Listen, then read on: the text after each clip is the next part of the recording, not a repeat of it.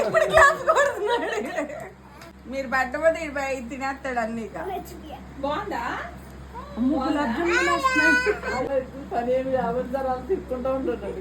ఒక్క సెకండ్